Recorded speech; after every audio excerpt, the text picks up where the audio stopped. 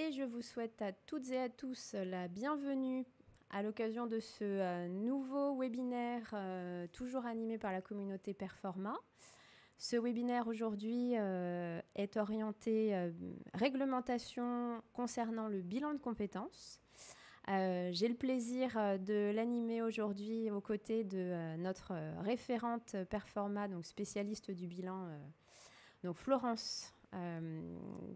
Bonjour Florence. Bonjour à tous. Bonjour Elodie. Donc tu es vice-présidente de la FFP ABC et également donc, directrice du cabinet de bilan de compétences FRH Conseil.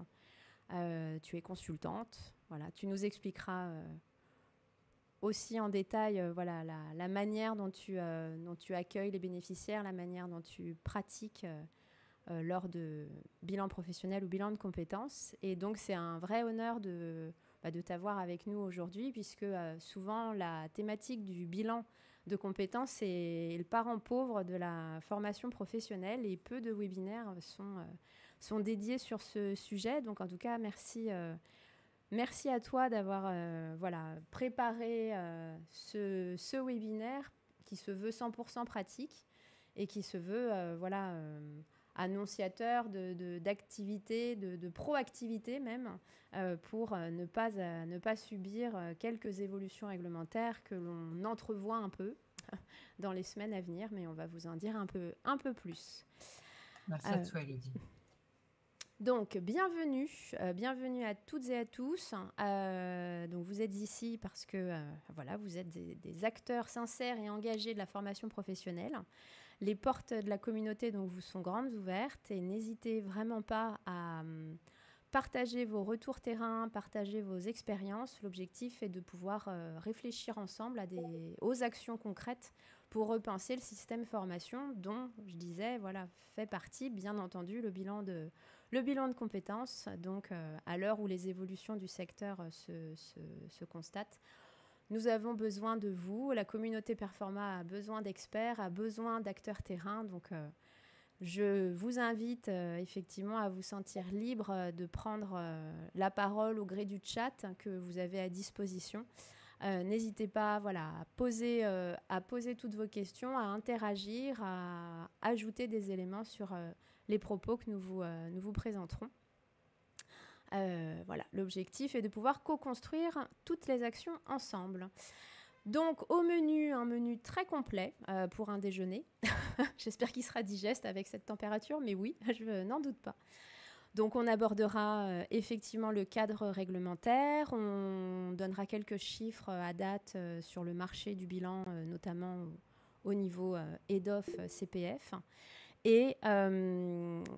Et donc, on abordera ensuite les évolutions possibles et surtout les bonnes pratiques à envisager dès maintenant pour, comme je vous le disais, ne pas subir les sirènes alarmistes qui s'entendent un petit peu plus en ce moment sur les réseaux. Donc voilà, on va faire les choses en conscience, de manière raisonnable, donc en compagnie de notre référente spécialiste Florence Roussel.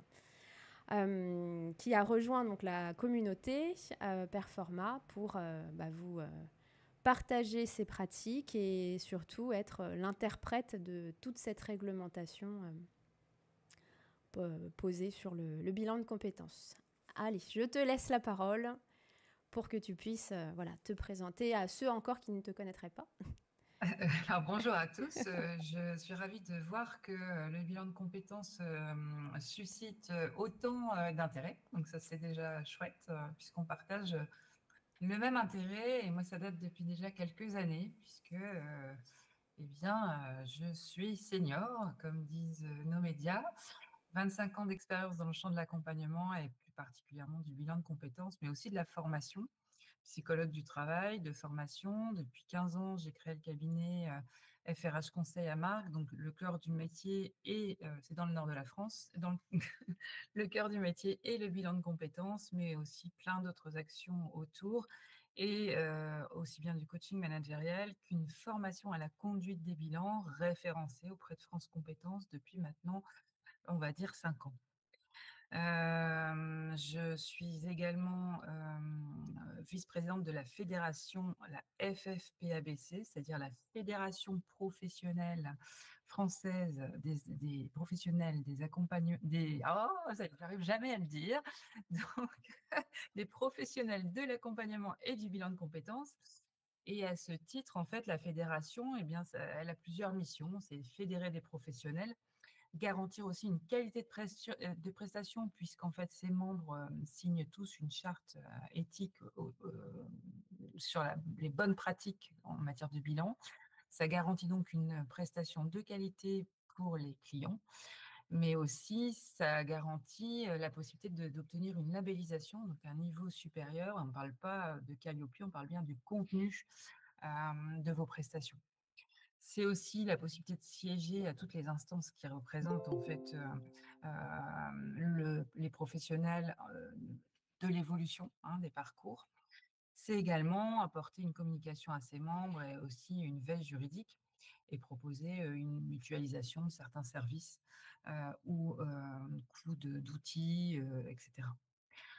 On réalise aussi des formations, et des actions, assez pointues au niveau, de notre technicité dans le bilan de compétences et le but, en fait, de la fédération, c'est aussi de professionnaliser ses membres. Voilà. Donc tout ça m'amène à vous présenter aujourd'hui un petit webinaire avec Élodie qui m'a gentiment, proposé, cela il y a quelque temps, sur, comprendre un petit peu comment ce bilan de compétences, peut se faire de manière, éthique, professionnelle, en gardant toujours un œil sur le réglementaire, qu'on soit des consultants indépendants ou des cabinets qui œuvrent tous, ben, dans le champ du bilan de compétences, puisque c'est notre sujet aujourd'hui. Donc ça va vous permettre en fait, évidemment d'interagir avec nous, hein. Le but, c'est qu'on ne fasse pas juste un cours, magistral, donc c'est pas la logique de Performa. Donc bien sûr, hein, n'hésitez pas à poser les questions dans le chat, Élodie et moi, on essaiera d'y répondre en direct et puis on vous proposera aussi des pistes d'action concrètes à la fin de notre webinaire. Voilà. Donc, eh bien, c'est parti. On va revenir sur qu'est-ce que c'est que le bilan de compétences et comment réglementairement il s'applique dans le secteur de la formation. Alors, vous le savez certainement, bien sûr, hein, puisqu'il est réglementé au Code du travail. C'est vraiment une prestation d'accompagnement différente des autres pour cela, parce qu'il y a le Code du travail qui le régit au travers de ces articles, précisant bien qu'il comporte 3 phases, une phase préliminaire, une phase d'investigation et une phase de conclusion.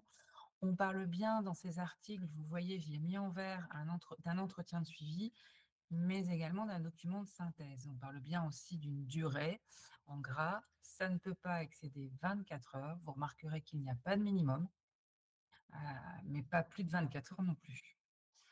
Donc ça, en fait, tu peux passer à la slide suivante, Élodie. Ça nous rappelle plusieurs choses. Donc là, on voit bien le document de synthèse, également le code pénal dans le cadre du fait que vous ne devez pas vous détenez les infos de votre bénéficiaire et en aucun cas vous devez les divulguer, à moins que vous ayez son accord écrit.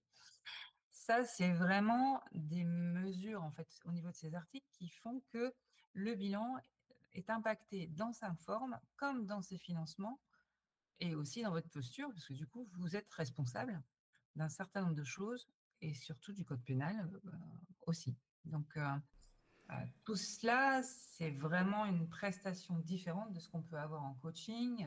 Alors bien sûr, il y a une éthique, mais il n'y a pas tellement de réglementation, en tout cas pas à ce point, euh, comme celle du bilan.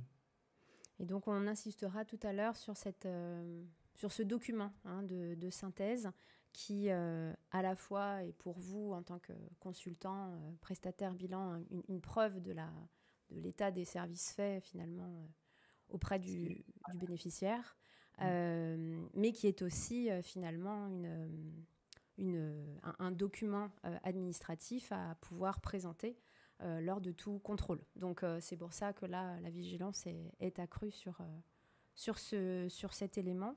Le code pénal, justement, est-ce que tu peux juste repréciser les éléments qui pourraient être vus comme à charge auprès d'un accompagnateur qui n'aurait pas Toute observer. communication d'éléments du bénéficiaire à son employeur. Alors, il y a un accord, donc la loi vient d'être modifiée pour le CEP, puisque parfois vous avez des dossiers qui vous proviennent de consultants en CEP, conseillers, je ne sais plus comment on dit. Donc la loi a été modifiée pour permettre aux conseillers en CEP d'avoir un Voilà. retour sur cette synthèse, mais hors ce cadre-là, Voilà. les documents sont privés, et d'ailleurs même, il était question de remettre, avant la loi d'il n'y a pas longtemps, là, la synthèse remise aux bénéficiaires, vous deviez tout détruire. Pour les contrôles, ils ont aménagé la loi de manière à ce que vous gardiez une trace des synthèses, et donc en même temps que la RGPD, tout cela, de manière à ce que vous puissiez présenter les éléments qui prouvent que vous avez fait votre bilan de compétences en bonne et due forme.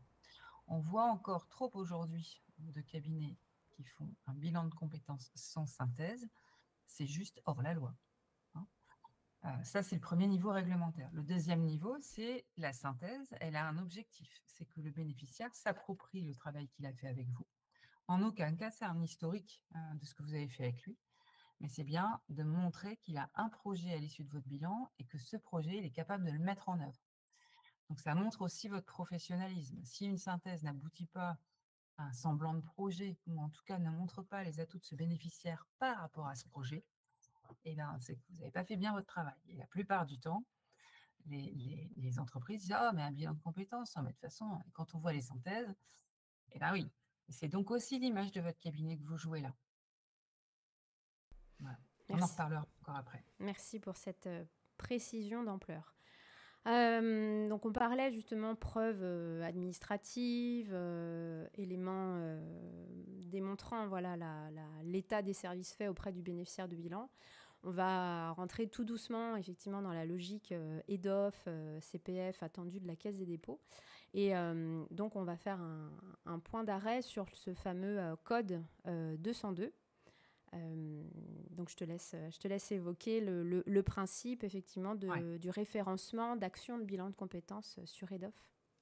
Donc avec la loi Choisir son avenir professionnel, le bilan de compétences est inclus dans les actions de formation au titre des actions d'orientation. Donc à ce titre-là, il bénéficie du CPF sur un code 202, qui fait que tout organisme qui propose du bilan de compétences n'a pas besoin de déposer un référencement auprès de France Compétences comme une formation lambda. Ma formation certifiante de consultant en bilan de compétences, je me suis fait aider d'une partenaire très pro qui m'a permis de faire mon référencement auprès de France Compétences. Et après ça, j'avais le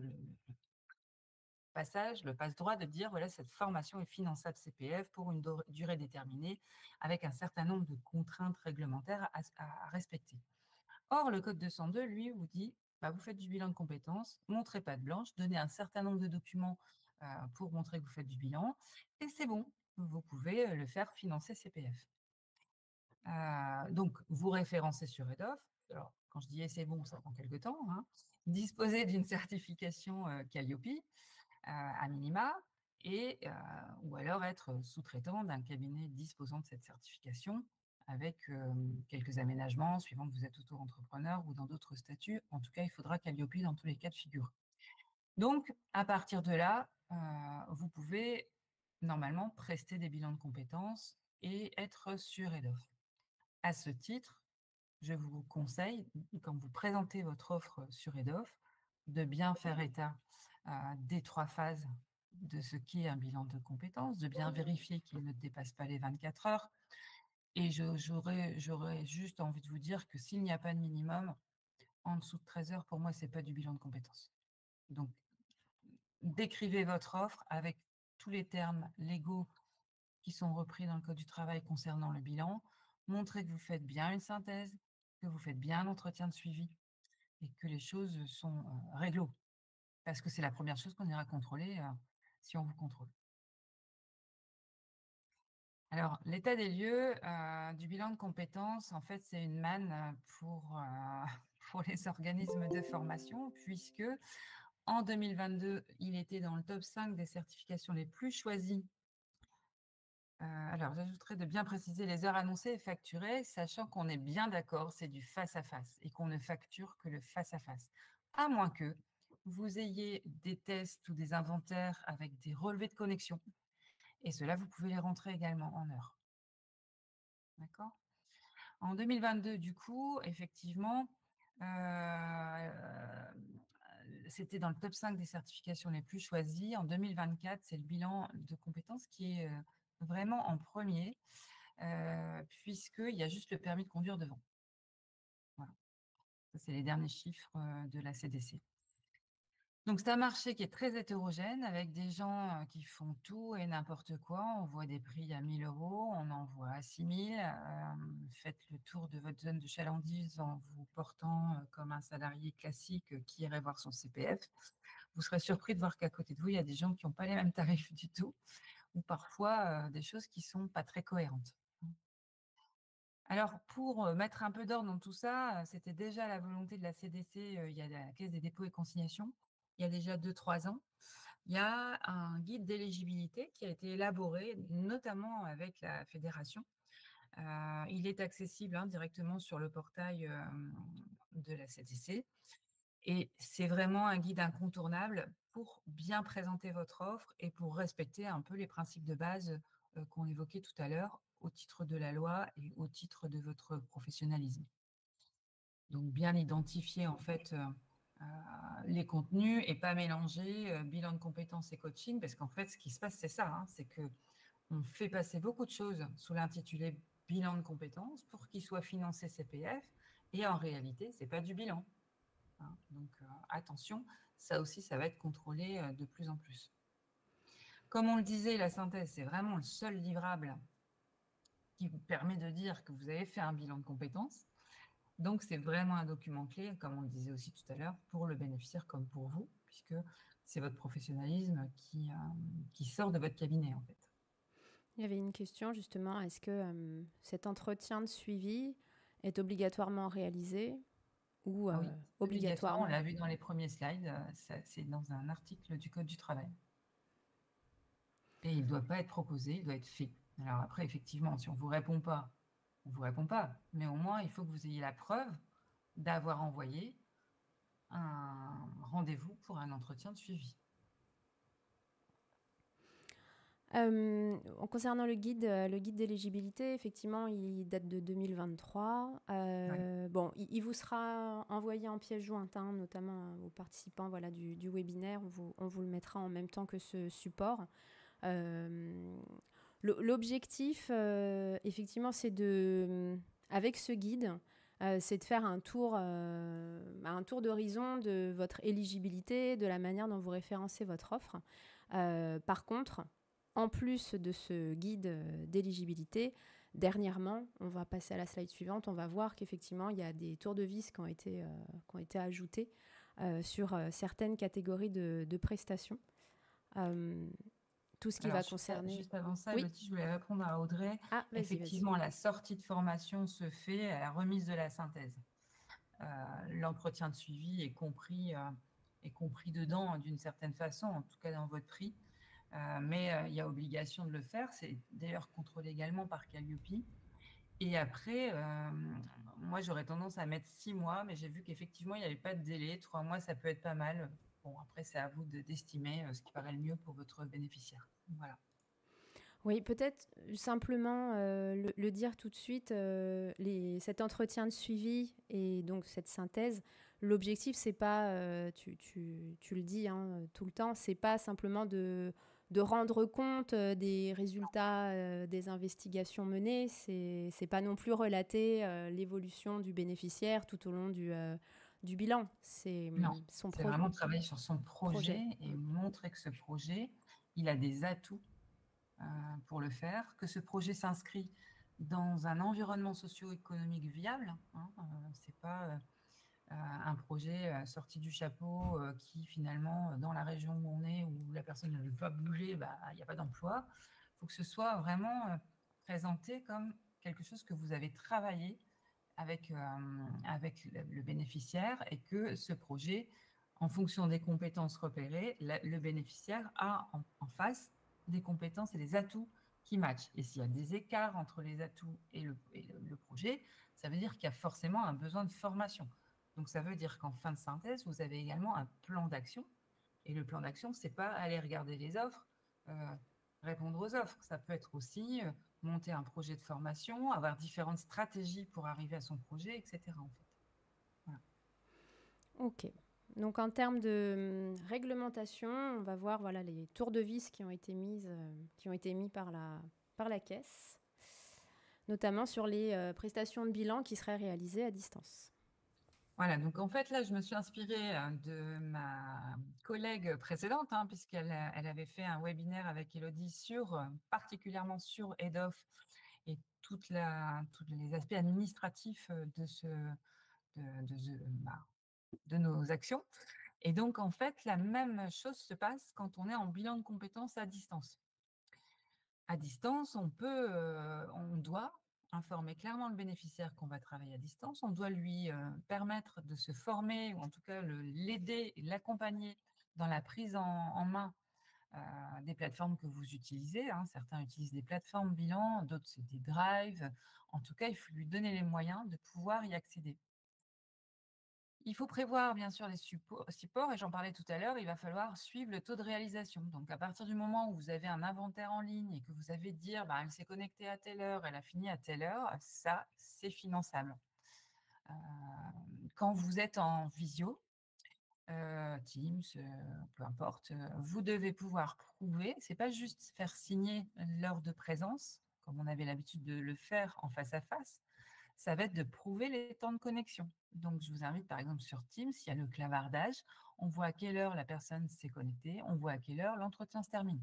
Et je vous invite à faire des screens d'écran, parce que ça, en cas de contrôle, on ne se contentera pas d'une attestation de présence signée des deux parties. Mettre en place donc une assistance technique, effectivement, à l'accès des supports. Donc, si vous prenez une plateforme de bilan, assurez-vous bien qu'il y a cette assistance technique. Et bien sûr, le programme clair et complet, ça, j'ai envie de vous dire que certains me disent, bon, moi, je fais pas de devis, de toute façon, je rentre sur EDOF, les machins, le nombre d'heures, la personne valide et c'est bon. Non, je vous invite à faire un devis personnalisé, encore une fois, avant de rentrer sur la plateforme Les Éléments. Voilà. Je suis désolée, peut-être que je vous rajoute des tracas et des choses à faire en plus, mais ça garantit vraiment, en tout cas, ça vous garantit de ne pas être ennuyé en cas de contrôle. En fait. Voilà. Vous devez pouvoir prouver effectivement que vous accompagnez activement votre bénéficiaire, que vous réagissez vite, mais ça, on l'a déjà dans Calliope, face aux absences et aux inactivités, et vous devez garder bien sûr une trace de tout. Je crois que cela n'est pas possible d'avoir un inventaire des temps de connexion sur la version gratuite de Google Meet. Oui, donc screen en début d'entretien sur Google Meet, screen en fin d'entretien. Et si pas, faites vos liens sur Teams. Et on est d'accord, le screen, vous le faites avec l'horodatage de l'ordinateur, pas simplement la captation de la vidéo avec les images, les photos. Il faut qu'il y ait l'horodatage, donc la date et l'heure qui apparaît en bas à droite de l'écran. Donc c'est vraiment tout l'écran qu'on prend. C'est des questions, c'est des paramètres un peu bêtes. Et donc, ça veut dire aussi prévenir votre client. Excusez-moi, voilà, on démarre l'entretien, screen avance. Bon, j'ai fini par passer par Teams parce qu'une fois sur deux, j'oubliais. Donc, moi, Teams, vous savez, le clavardage, on n'en parle plus. Voilà. Très bien.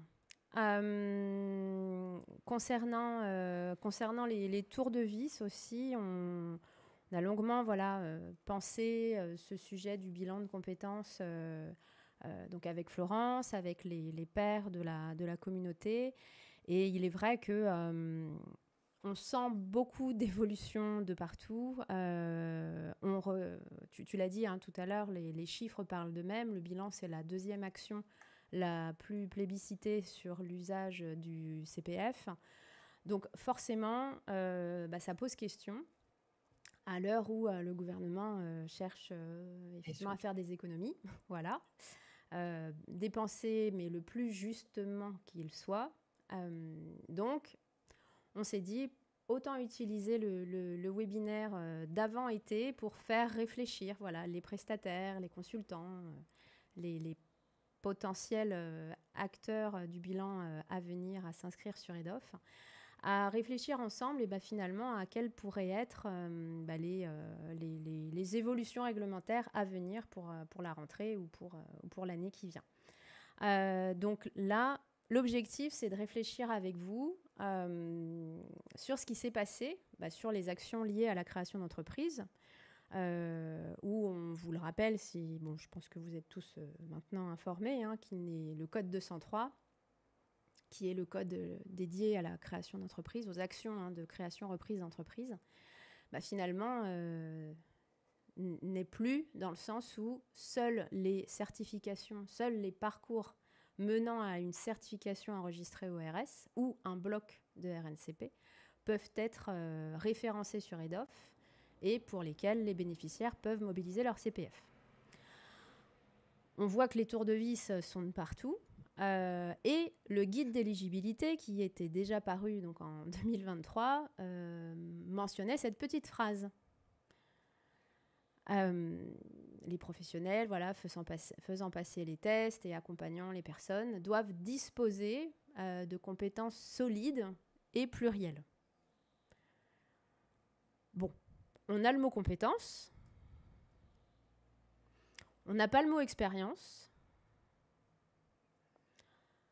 Finalement, on voulait vous proposer, là on a un peu de temps aujourd'hui, on a organisé ce webinaire pour vraiment vous permettre de prendre la parole et d'exprimer vos visions, pour vous demander, selon vous, de quelle manière, quelles pourraient être les pistes étudiées pour justement redonner, professionnaliser, redonner ces lettres de noblesse finalement aux actions, aux vraies actions d'accompagnement et de bilan de compétences. On a eu quelques idées avec Florence, avec les pairs. On a pas mal de consultants qui viennent aussi de se faire référencer sur EDOF. Donc bravo à eux, parce qu'ils ont réussi l'exercice. Mais selon vous, quelles pourraient être les pistes étudiées par le gouvernement pour faire en sorte que sur le compte personnel formation n'apparaissent que des vraies actions de bilan de compétences. Donc Justine... Agir là déjà, minimum d'heures. Un minimum d'heures, voilà. Alors idée. Tu le disais tout à l'heure, effectivement, on a le nombre maximum dans la loi de 24 heures, mais on n'a pas le nombre minimum. Si bien qu'on voyait des gens qui mettaient 5 heures, qui débriefaient un test de perso et qui faisaient passer ça comme bilan de compétences. Des gros cabinets sur la métropole lilloise, pas les petits trucs, quoi. Ok, ça peut être une idée. Effectivement, Mathieu, tu parlais de psychologue du travail. C'était ce qui était à l'origine le FONGECIF, effectivement, du temps d'avant. Alors, est-ce qu'il y aura une obligation d'avoir un psychologue du travail dans l'équipe? Est-ce qu'il y aura obligation d'avoir une certaine reconnaissance ou une certaine formation à la conduite des bilans?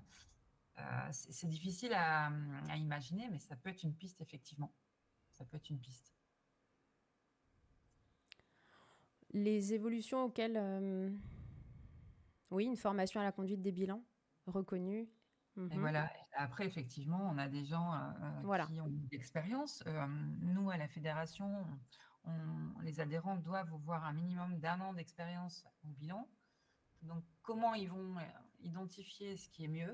Parce qu'on peut faire aussi, je vais pousser le bouchon et me faire l'avocat du diable, on peut faire 10 ans de bilan de compétences et faire de la vous voyez ce que je veux dire? Donc, est-ce qu'il y aura une espèce de reconnaissance à obtenir? Voilà. Une formation en lien avec le marché de l'emploi, le marché de l'emploi fait partie des investigations dans le bilan. Donc, effectivement, si on ne connaît rien au marché de l'emploi et qu'on dit à la personne, écoute, fais ce métier-là, il y a plein de boulot, t'as qu'à aller trouver où, et puis traverse sur la route, tu vas trouver. Non. Et on peut être, effectivement, psychologue, qui est mauvais aussi, comme un coiffeur et un mauvais coiffeur. Donc, c'est ça. Donc voilà, ça après, je pense pas qu'ils se poseront des questions existentielles. Eux, tout ce qu'ils veulent, c'est effectivement avoir une prestation qui sera certainement plus cadrée et qui leur coûtera moins cher. C'est ça le fin mot de l'histoire aussi. Alors après, il y avait d'autres pistes qu'on avait pensées. C'est que finalement, on utilise le CPF. Alors, je ne sais pas vous, mais moi, j'ai rarement vu quelqu'un qui faisait 3 bilans de compétences dans sa vie. Je pense que si on fait un bon bilan de compétences, on apporte une méthodologie de réflexion aux personnes qu'on accompagne. Ce qui veut dire que, globalement, 5 ans après, ils doivent avoir les réflexes pour se reposer les questions, s'il y a lieu, pour s'auto-analyser et avancer à nouveau sur des pistes professionnelles importantes dans leur parcours, dans leur stratégie. Donc peut-être qu'on pourrait aussi dire, finalement, on donne en fin de bilan une espèce de certification qui fait que la personne a acquis la manière de réfléchir son projet. Ça pourrait être une piste aussi. Et de fait, montrer que ce que fait le bilan, c'est il forme aussi d'une certaine façon. C'est-à-dire que justement, leur délivrer une attestation de compétences. Une Ouais, attestation de compétences acquises qui ferait foi et qui pourrait être mobilisée, et notamment voilà, sur un CV, et donc à mobiliser dans leur vie à venir. ouais, ça pourrait Euh, le, L'idée aussi à laquelle on avait pensé, c'est de limiter finalement la mobilisation du CPF aux seuls bénéficiaires, et ça avait été évoqué il y a quelque temps, aux seuls bénéficiaires qui auraient préalablement eu recours au CEP. Donc, c'est-à-dire de forcer le passage par un CEP qui déterminerait la nécessité, effectivement, pour le coup, d'aller sur des prestations de bilan de compétences. ouais. Sauf que là, en fait, ça s'oppose au Code du travail qui dit qu'en fait, tout salarié a le droit de faire un bilan de compétences. C'est pour ça que je pense que jusqu'à présent, ils n'ont pas réussi en fait à passer par cet angle-là. Et puis, autant te le dire, Elodie, aujourd'hui, si je reçois 5% de gens qui sont passés par le CEP, c'est bien. Donc ça veut dire que je pense qu'il faut un peu tout ensemble. Pour certains, ça tient vraiment aussi finalement aux conseillers, hein, CEP. Donc voilà. Et puis C'était là. effectivement, ils ne sont ouverts qu'aux salariés. Ça veut dire que les demandeurs d'emploi, quid. Donc autre possibilité, ça serait de dire finalement le bilan, une fois fait par le CPF, c'est un mode de financement qu'on ne peut plus activer. Si jamais on avait besoin d'un deuxième bilan, ça pourrait être ça aussi. Et donc, ça voudrait dire qu'on aille, le Code du travail, ça ne serait pas contre, on a le droit de faire un autre bilan, mais avec un autre financement. C'est ça. Mais d'arrêter l'utilisation du CPF pour multiplier effectivement le recours au bilan. Ou un nombre d'ancienneté, non, parce que là, je ne pense pas que ça serait compatible avec le Code du travail. Autre possibilité, la réglementation des tarifs par la Aussi, caisse. aussi. C'est possible, puisqu'on a, comme je vous disais, des choses très incohérentes pour une même prestation. Donc après, là, ça veut dire la porte est ouverte à tout. C'est ça. Et donc, ça nécessite que, en tant que fédération, là, nous soyons présents. Et nous y serons. Et donc, on l'a sous-entendu dans les questions, enfin dans les réponses possibles. Merci de vos participations. Effectivement, le fait de déréférencer des DOF, eh bien les parcours de bilan de compétences qui ne viseraient pas, ou en tout cas des prestataires de bilan de compétences qui ne seraient pas certifiés, qui n'auraient pas de compétences certifiées par un organisme certificateur. Dans la même logique que les parcours de création d'entreprise, et à venir dans la même logique qui est attendue. Ceux qui étaient déjà présents au webinaire sur la qualité de la formation, je vous avais évoqué avec notre référente Anne-Sophie Roche le fait que les auditeurs demain, les compétences des auditeurs qualité vont être regardées de près sur cette question de la compétence acquise et de la posture. Donc, quid, effectivement, de cette réflexion sur cette même logique. Donc, soyez proactifs, n'attendez pas que ça arrive. L'objectif, c'est vraiment de préparer le terrain, d'évoquer des pistes, de ne pas faire comme si cela n'existait pas ou de ne pas faire comme si nous n'allions pas être touchés. Tous les secteurs et toutes les dimensions de la formation professionnelle sont touchés. Donc, l'objectif, c'est quoi? C'est de toujours penser à se professionnaliser et toujours suivre l'actualité pour envisager les recours possibles pour ne pas subir. Oui, et puis il y a une question là qui est importante, c'est effectivement, est-ce qu'il y a un référentiel du consultant bilan Voilà. à aujourd'hui, à part le guide d'éligibilité dont on parlait, il y a une étude d'une sociologue qui montrait qu'il y avait tellement d'hétérogénéité dans ce métier qu'en fait, non. C'est ça qui est très étrange, c'est qu'on a un truc qui est très cadré par la loi et une multiplicité de méthodologies, de manières de faire, voilà. Donc référez-vous aujourd'hui à ce guide, c'est déjà pas mal si vous êtes vraiment en phase avec le guide. Montrez votre professionnalisme, ça me semble super important. Et puis, ouvrez les oreilles et les écoutilles concernant les mouvements qui auront lieu certainement à la rentrée ou avant la fin de l'année, je pense. Voilà. La durée du bilan questionne aussi. Des cabinets qui proposent des bilans de 2 mois max, quand on est sur un projet de reconversion, ça questionne. On est entièrement d'accord sur le sujet. Pour moi, c'est 3 mois mini. Parfois, ça peut durer un peu plus. C'est pour ça que je mets toujours plus sur CPF pour ne pas être ennuyée. Oui. Ou alors, on est sur des jeunes publics qui n'ont pas beaucoup d'expérience et dont finalement les compétences sont réduites, mais dans ce cas-là, on mettra plus l'accent sur les intérêts, les valeurs, la personnalité et du coup la recherche de projets. Mais oui, ça me paraît 2 mois très court. Mais ça, c'est pas inscrit dans la loi. La durée étalée n'est pas inscrite. Donc, quoi qu'il en soit, avant que cela ne tombe, faisons en sorte d'être en parfaite conformité administrative sur l'outil de référencement EDOF. Et pour cela, les rappels d'usage, donc une répétition effectivement de ce qui a déjà été évoqué la semaine dernière avec notre référente CPF EDOF Marianne Torebord, mais qui finalement s'applique parfaitement aussi aux prestations de bilan. On la remerciera au passage, puisque j'avais rien à changer, je l'ai laissé tel quel. Effectivement, si vous changez d'adresse de siège de votre cabinet, eh bien, c'est une nouvelle demande d'accès et c'est la galère, puisqu'il faut refaire en fait toute la prestation en fait, au niveau du changement de SIRET. Donc, nouveau SIRET, ça annule vos accès à EDOF et vous devez redemander un accès. Quand vous changez d'email, c'est un peu moins galère, mais c'est quand même pas terrible. Voilà. Et puis, attention aussi pour un RIB quand vous êtes entrepreneur indépendant, individuel, puisque en fait, il y a un RIB obligatoire. Il faut que ce soit le même nom que l'entreprise qui est déclarée.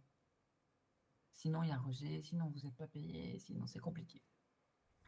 Et puis, une formation, c'est une seule offre. Ça veut dire que globalement, on aurait plutôt tendance à faire un seul bilan de compétences puisqu'il est fait sur mesure avec les personnes.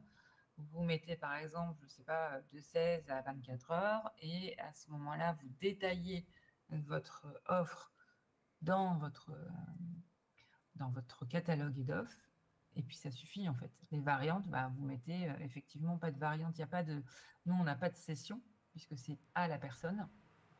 Mais on personnalise le programme à chaque fois, en fait. C'est pour ça que les gens confondent ça avec un devis. Mais le devis, il aurait dû être fait avant. Je demande que mes clients me le retournent signé. Et puis après, on passe sur EDOF. Oui, je ferai la modification avant de vous envoyer le support. Je changerai formation en prestation. Mais c'est simplement la même chose. Quid de la sous-traitance? Je voulais qu'on reparle quand même de ça. Alors effectivement, la sous-traitance, vous pouvez avoir des sous-traitants. Il y a un maximum de sous-traitance. On ne peut pas faire, je crois, plus de 80% de sous-traitance. Vous devez donc en faire vous-même et des bilans, j'entends.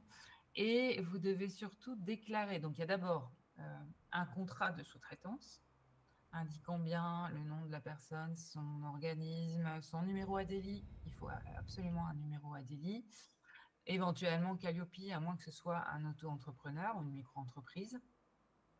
Alors justement, si on est entrepreneur individuel mais pas micro-entreprise, c'est possible d'avoir de la sous-traitance. Pas au micro. Au régime de la micro, non. Si vous êtes en régime de la micro, vous ne pouvez pas. Il faut être au réel. C'est-à-dire qu'il faut pouvoir déduire les charges, en fait. Si vous êtes auto-entrepreneur, en gros, c'est pas possible.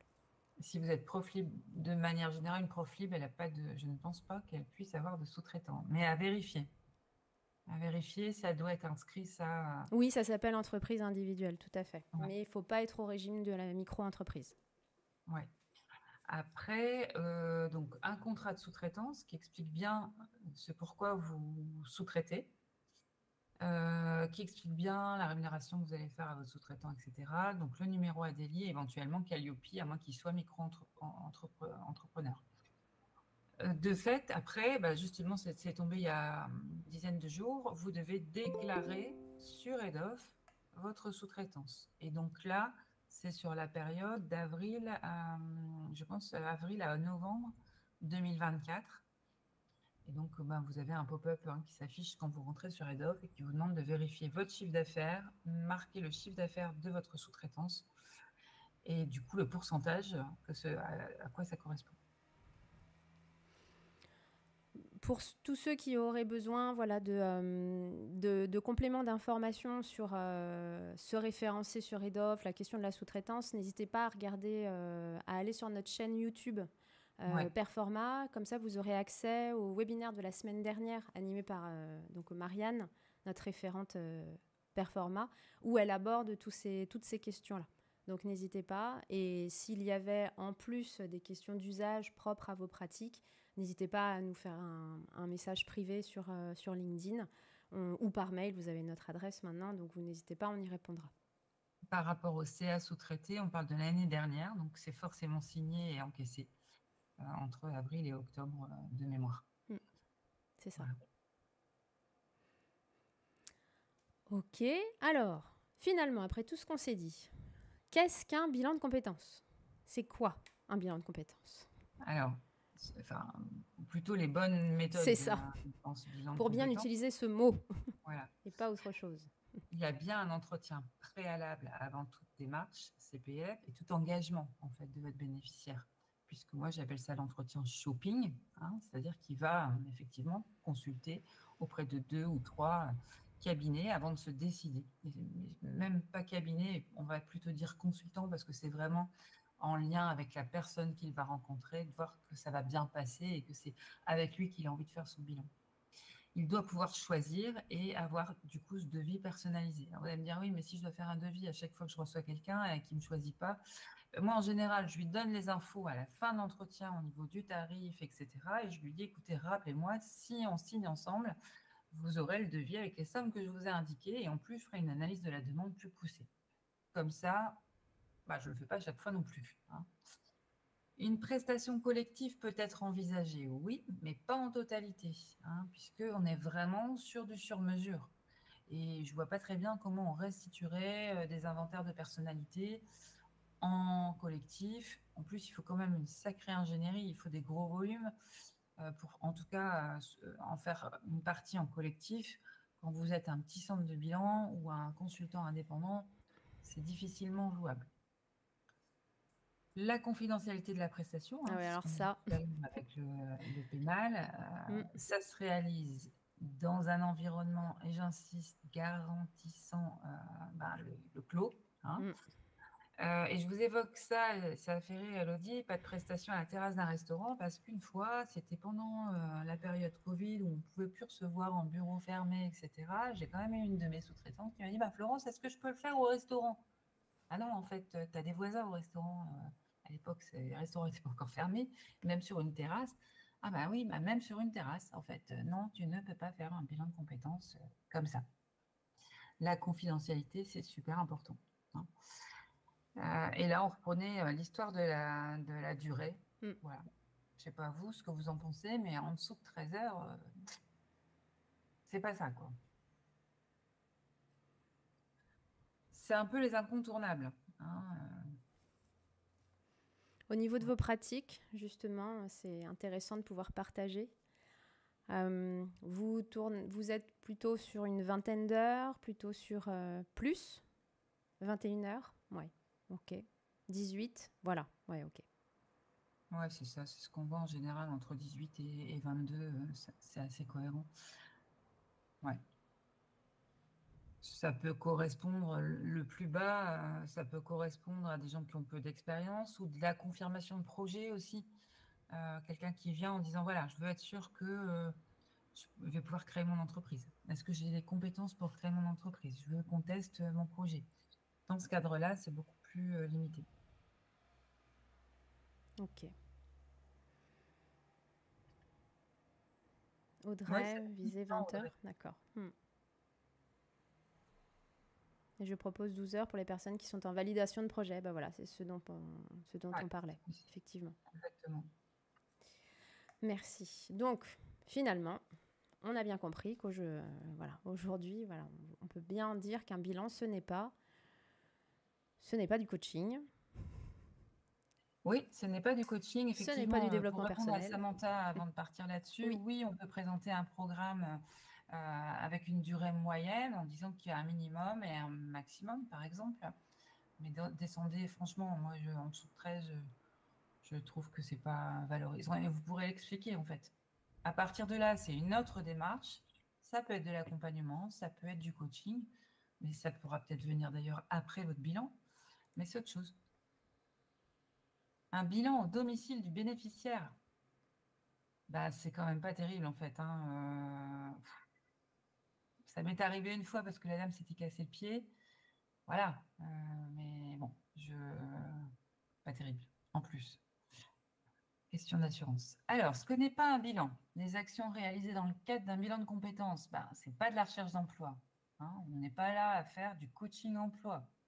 Avant ça, on va définir un projet. Alors, ça ne veut pas dire qu'en fin de bilan, dans la dernière partie, vous oui. allez peut-être valider le projet qui collerait au projet qu'on avait défini et vous allez valider un CV. Et encore, il n'y a rien d'écrit dans la loi, vous n'êtes pas obligé de le faire. Bon, après, c'est votre conscience. Moi, j'ai tendance à dire que je le fais, mais ça ne doit pas être tout mon bilan, ça c'est clair. Ni aider à faire une lettre de motivation.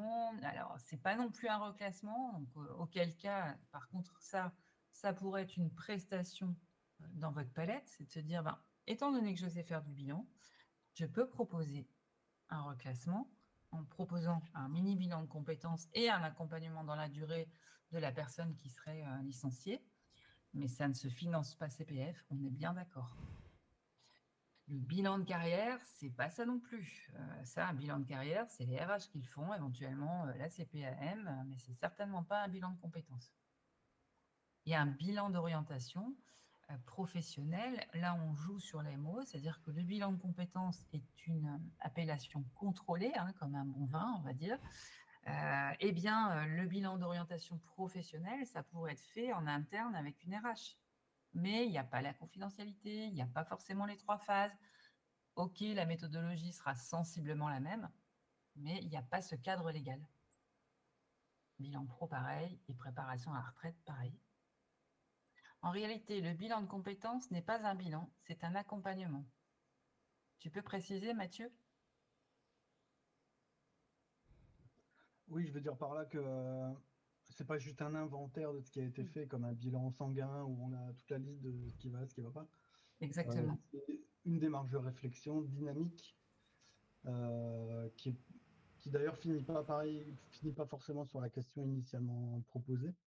C'est vrai. Donc c'est en sens, l'appellation bilan de compétences, Elle est un elle peu tombe vachement. effectivement. Enfin, moi, dans tous mes entretiens préalables, à chaque fois, les gens pensent qu'on va refaire un CV, en gros, un bilan de compétences. Et quand j'en parle aux gens qui connaissent pas, la plupart me disent, bah non, mais moi je connais mes compétences. Et c'est pas la question, c'est pas un bilan de compétences en fait. Exact. C'est vrai que le mot est finalement mal utilisé. Comment on aurait pu l'appeler autrement? Bah, moi je l'appellerais un bilan motivationnel plutôt. trouve que c'est Mais pas que. plus ça que je fais. Ou alors, il faudrait peut-être rajouter bilan motivationnel et de compétences. Bon, en tout cas, dans la loi, il n'est pas inscrit comme ça. Voilà. Ouais. Ouais, bilan On a la d'employabilité. chance d'avoir un truc, déjà, on va le garder, Oui, parce qu'on n'a pas oui, parce que grand-chose. déjà, tout le reste autour est flou. Donc, voilà. Accompagnement à la définition d'un projet pro, oui, ça pourrait être ça. Ouais. Ouais, ça pourrait être ça. Mais du coup, là, on perd l'idée de dire que finalement, on va regarder les compétences qui vont Passé. avec, parce qu'il y Ouais. en a déjà. Donc, bon, voilà. Donc, là, pour le moment, si déjà on avait tous le même intitulé sur le mot consultant, bilan de compétences, on en reparlerait. La fameuse sociologue, je crois qu'elle avait défini 32 appellations différentes entre le consultant en transférabilité de compétences, consultant en évolution, en transition pro. Voilà, donc c'est super compliqué en fait. Bah ouais, coach en bilan, etc. Et on perd la notion de connaissance de soi et bien d'autres. J'allais penser aussi à la confiance en soi. Hein, et donc c'est là que ça rejoint Mathieu avec le motivationnel. Donc c'est vrai que ce qu'on fait, c'est super parce que c'est multidimensionnel. Mais du coup, le regard qu'on donne à des financeurs, type la Caisse des dépôts et consignations, c'est que waouh, mais il y a trop de trucs, c'est pas pareil, c'est pas les mêmes prix, ils font tous et n'importe quoi, il y a des tas de formations différentes. Voilà ce qu'on donne comme regard en fait. C'est Exactement. ça qu'il faut qu'on change. Il faut qu'on soit plus unifié dans nos approches, dans notre professionnalisme. C'est pour ça que j'ai rejoint la fédération et que maintenant j'en suis vice-présidente. C'était vraiment cette volonté de porter la parole de voilà ce que c'est un bilan et on fait tous du bon travail en fait. Sauf qu'on était tous dans notre coin il y a de ça quelques années en fait, juste à l'avènement du CPF. Voilà. Et c'est aussi pour ça que des webinaires dédiés au bilan sont importants, des masterclass, des webinaires, des moments, des séminaires, on peut l'appeler comme on veut, bref, des moments où on se rencontre et on parle et on échange et on oriente et voilà. C'est pour ça que j'ai utilisé ce mot qui peut choquer, hein, mais le parent pauvre, c'est vraiment comme ça malheureusement que c'est vécu. Donc stop à tout ça. Pour justement, bah voilà, transition, pouvoir démontrer son professionnalisme et pouvoir légitimer sa place, son référencement et son positionnement en tant qu'acteur incontournable. C'est ça. Alors, effectivement, dans ce fameux entretien shopping dont on parlait tout à l'heure, c'est vraiment bien prendre un temps, au-delà d'écouter, bien sûr, la demande du bénéficiaire et son besoin, c'est bien de prendre un temps, comme disait Mathieu, pour expliquer ce qu'est le bilan de compétences, de bien exposer vos obligations aussi, hein, aussi bien sur votre entretien que sur votre site, que sur les documents EDOF dont on a parlé tout à l'heure, que tous les documents, même sur votre synthèse, il doit y avoir un rappel. On a fait la phase d'investigation, ça a pris tant de rendez-vous, on a fait la phase d'analyse de la demande, c'était telle date, et la remise de la synthèse, c'était telle date. Et rappelez les extraits du Code du travail sur votre synthèse.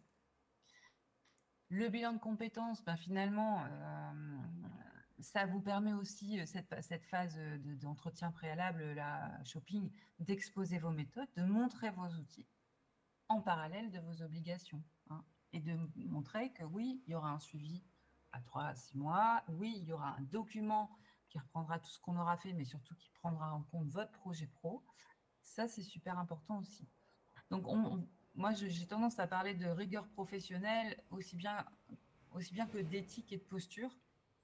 Et tout ça dans le cadre d'un... Voilà, on ne fait pas ça comme ça. Il y a Calliope, il y a des financeurs, on est des pros, quoi. Voilà.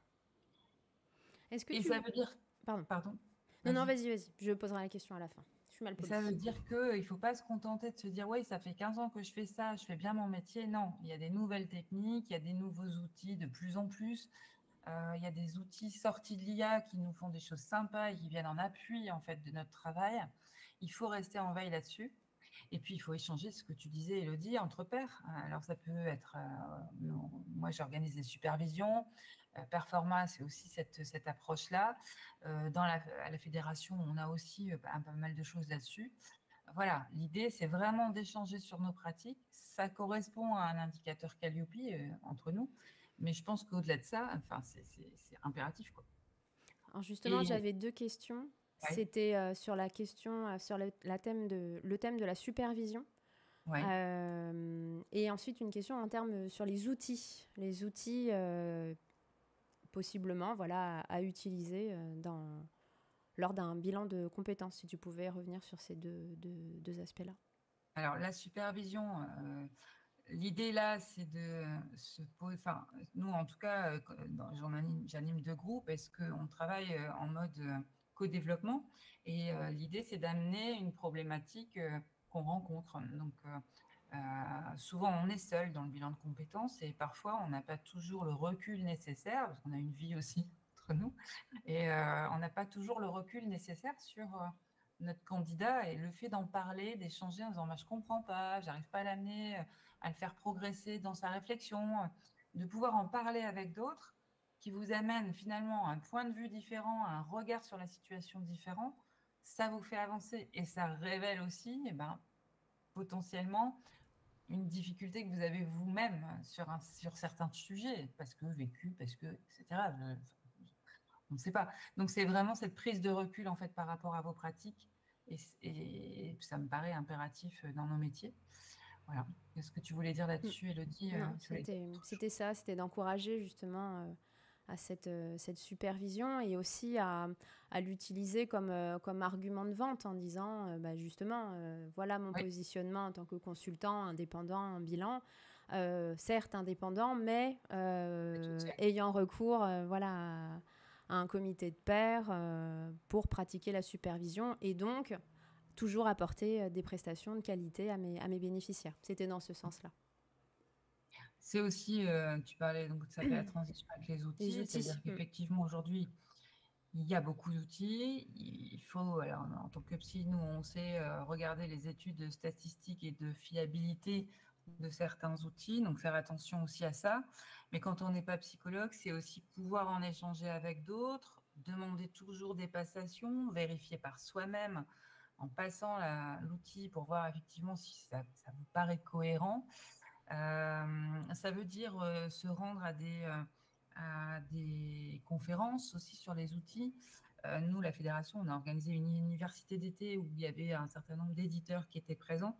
Voilà, ça permet en tout cas de tester, et ce sont des outils parfois assez chers aussi, alors qu'il en existe d'autres gratuits. Je pense à Diagoriante notamment, qui est une start-up d'État et qui aide les consultants en orientation. Vous pouvez y avoir accès. Il y a plein de choses en fait à apporter. Il faut vraiment faire attention à certains outils. Je suis vert, t'es rouge, machin. Enfin, je ne vais pas parler de ce que c'est, mais il y a tout et n'importe quoi en fait. Voilà. Il y a des groupes de supervision, il y a tout ça en fait à la fédération, bien sûr. Effectivement, Diagoriante, Élodie. Très bien. On arrive à la fin de notre webinaire, mais on vous propose un sondage. Donc à l'issue, au terme de cette heure passée avec nous, pour savoir, faire une enquête. Donc de savoir, là, typiquement, avec ce que vous savez maintenant, sur quoi pensez-vous travailler dès demain ou cet après-midi. Voilà. En tout cas, que pensez-vous pouvoir mettre en place? Donc vous pouvez saisir vos portables, scanner le QR code qui se présente à l'écran. Et donc on se laisse quelques secondes, une petite minute, pour pouvoir ensuite partager les résultats. Je te laisserai à ce moment-là partager ton écran, Florence, avec les résultats. Oui. Alors, où est-ce qu'on va trouver ça? Est-ce que vous avez tous voté? Ah, il n'y a pas de question. Ah, il y a un petit souci apparemment. Pas actif. Mince. Pas actif. Bon. On va refaire. Alors, en fait, on va le faire à main levée. Ça va être assez rapide. Ah, ça y est, ça vient de se charger. C'est bon. Voilà. Oh, c'est les serveurs, là. Je crois qu'ils ont chaud. Je crois qu'il faut être indulgent avec... On vous a proposé plusieurs choses. C'est par quoi vous alliez commencer à travailler.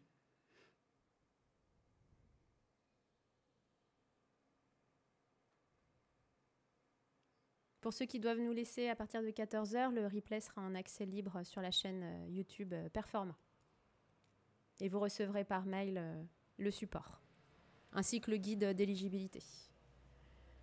Alors, je ne suis pas autorisée à partager mon écran, Elodie, si tu veux bien. Ah, c'est ballot. Essaye là, peut-être. Non, je peux toujours pas, là. Tu peux pas? Oh, flûte. Non. Bon. Tant pis, c'est la technique. Comment je peux faire? On va les donner à l'oral. Ouais. C'est pas grave. Donc, j'ai 50% qui me disent ma communication sur le bilan, sur mes supports, mes différents supports. Donc, on peut penser devis, site web, head-off, toutes vos coms, en fait. Donc, vous êtes 50% à commencer par ça. Ensuite, j'ai 42% qui vont vérifier le référencement head-off pour le mettre en place. Ensuite, on a 33% sur la veille métier, la professionnalisation et celle de mes équipes. Puis 25% mes contrats de sous-traitance et leur déclaration. Ouais, il faut veiller à ça. Là, on va dire qu'on est dans le rodage, puisqu'ils nous demandent 2024. Après, ça va rentrer dans l'actualité et le quotidien de notre administratif. Ok. Bon, bah voilà. Bah, c'est pas mal quand même. Il y a quand même...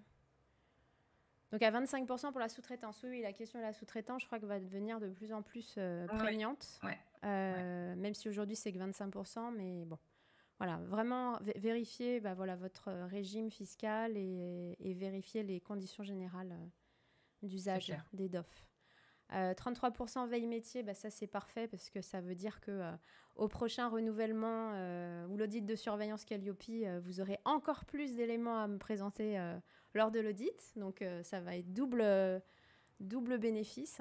Et effectivement, 50% travailler sur sa communication. Et c'est pour ça que l'objectif de ce webinaire, c'était vraiment de vous donner des tips pour améliorer en continu votre positionnement et dans un marché qui est tellement concurrentiel. Et c'est pour ça qu'on préfère vous alerter maintenant pour vous laisser le temps de réfléchir à ça va arriver, il va forcément y avoir quelque chose sur ce code 202. Ensuite, il y aura quelque chose sur le code VAE, d'accord? Donc, préparez-vous, voilà, faut pas être alarmiste ou s'inquiéter ou quoi que ce soit, c'est pas ça, c'est plutôt de se dire, ok, aujourd'hui dans mes pratiques, aujourd'hui dans mes usages, à quoi je peux réfléchir pour me démarquer sur le marché de la concurrence et montrer que moi, depuis le départ, là j'ai pris conscience et je me mets en ordre de marche parce que je suis légitime sur ce marché. C'est un appel à la raison et un appel à la proaction qui est véritablement mené.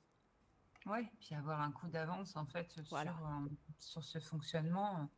Puisqu'on dépend quand même, on ne va pas se mentir, de financement type CPF. Donc, autant être en amont et faire les choses bien, en fait. Et du coup, se dire que finalement, ces serrages de vis, finalement, ça va nous permettre de monter aussi d'un niveau professionnel et en même temps, de laisser les autres sur le côté. Voilà. Pour moi. C'est ça. Donc pour vous y aider, la communauté Performa vous propose à l'automne prochain un workshop qui sera sur inscription, qui est à destination véritablement soit des consultants indépendants, soit des cabinets de conseil en bilan, en accompagnement, en bilan de compétences. Pour travailler sur le développement de son offre autour du bilan de compétences. C'est-à-dire, OK, il y a les prestations de bilan, OK, il y a le CPF, mais finalement, comment je peux utiliser mes compétences acquises au gré de mon expérience en tant qu'accompagnateur au bilan pour développer une offre complémentaire à l'activité bilan de compétences. On a parlé bilan de carrière, on a parlé reclassement, on a parlé de tout ça. Donc, demain, à quoi pouvons-nous prétendre lorsque l'on est consultant bilan. Et donc, ce workshop... vous propose un bilan de compétences à vous, quoi. Voilà, c'est ça, exactement. Tout est dit. Voilà. Exactement. Alors, pas pour changer de voix, quand même pas. Mais en tout cas, pour être conscient que vous pouvez développer d'autres choses. Alors, donc, le workshop sera sur inscription. la durée du workshop, c'est sur une demi-journée. Le workshop, c'est un vrai atelier de travail. Donc, c'est-à-dire que lorsque vous formulerez le souhait d'inscription, il y aura une étude approfondie de vos besoins pour recueillir vos attendus professionnels du quotidien et que Florence, justement, qui animera ce workshop, on co-animera l'événement, mais puisse proposer une progression de l'atelier pour répondre à chacune des problématiques rencontrées.